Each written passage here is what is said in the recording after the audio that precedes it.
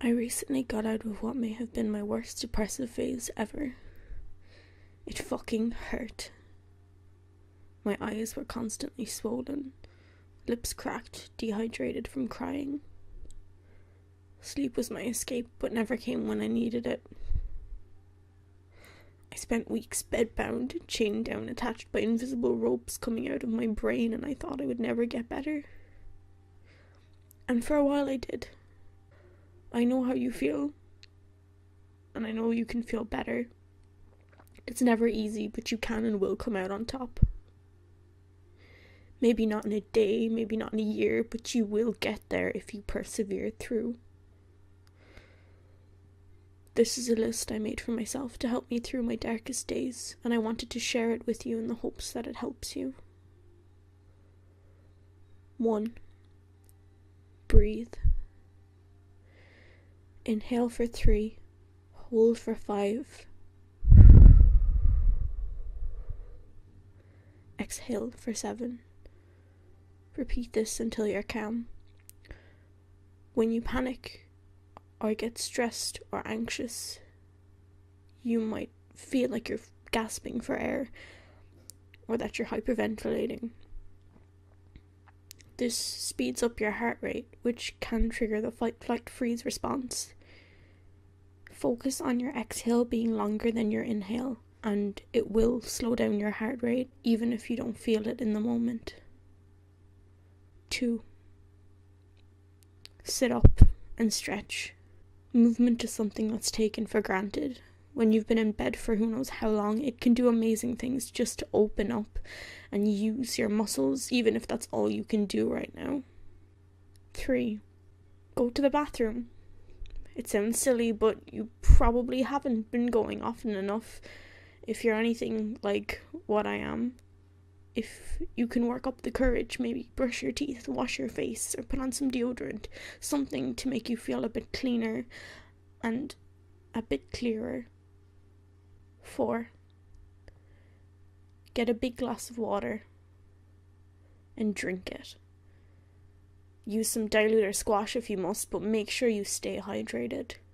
You probably heard that your body is 70% water and your brain is 90% water. Help it fight those demons in your mind.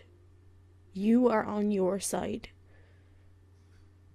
What you're going through does not define you. It is not who you are.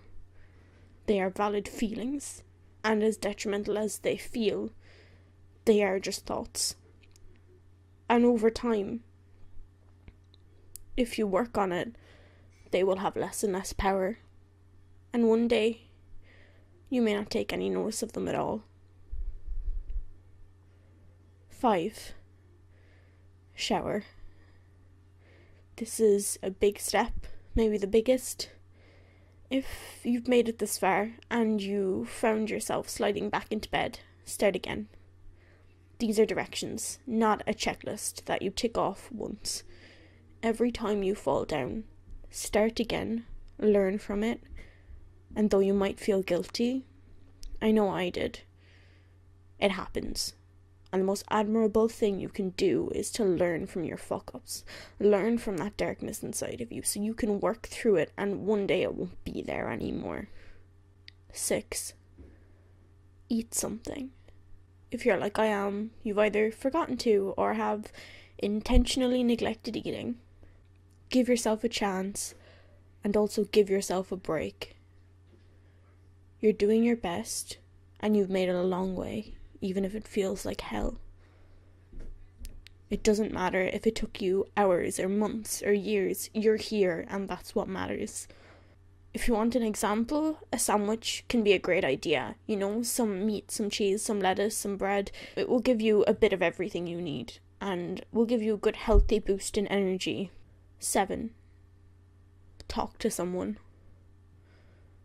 Someone you trust, someone that has your best interest at heart, and if you feel like you can't pick up the phone and talk to people in real life, then call the Samaritans or an equivalent, and please make sure you call them. They're there for you. They're giving their time because they want you to call and they want to help you through.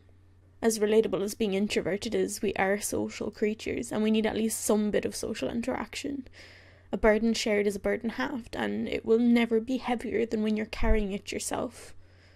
Tell someone, even if you feel silly, or you feel that your problems aren't important enough. If it's affecting your ability to live life, then it's a problem worth solving. 8. Start writing lists. Even if you don't have the energy to do anything right now, jotting down everything that's a to-do, everything you want to accomplish, everything that needs to be done or that you want to be done, is a great step to declutter your mind. And it doesn't have to be necessarily a checklist. It can just be a list of things that you enjoy, a list of goals, a list of things you're grateful for, anything that's going on in your head, jot it down. If you can, do it on, the old traditional pen and paper, because it does help more psychologically than a digital list does, and it can be nice to get away from a screen for a bit too. 9. Go to the doctors or to a hospital or to a specialist. This is the scariest, because this means you're full on tackling the issue at the root of the source. This is when I feel the most resistance, procrastinating the doctors for weeks and weeks because I'm fine, I'm doing okay, and then out of nowhere, I'm bedbound again. This is the pivotal moment, because this is the difference between trying something new or remaining stagnant. I know you can do it, even if it's the most difficult thing to do. There is no shame in not being fine, and no reason to not get better. Repeat this every day.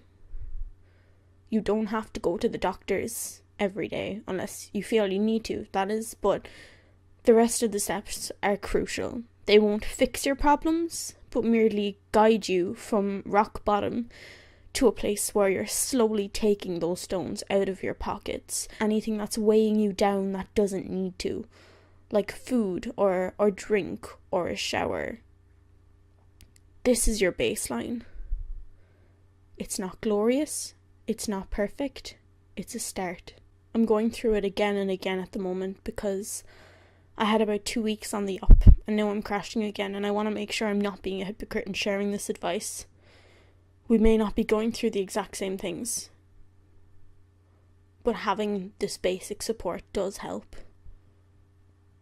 Please take care of yourself. Bye.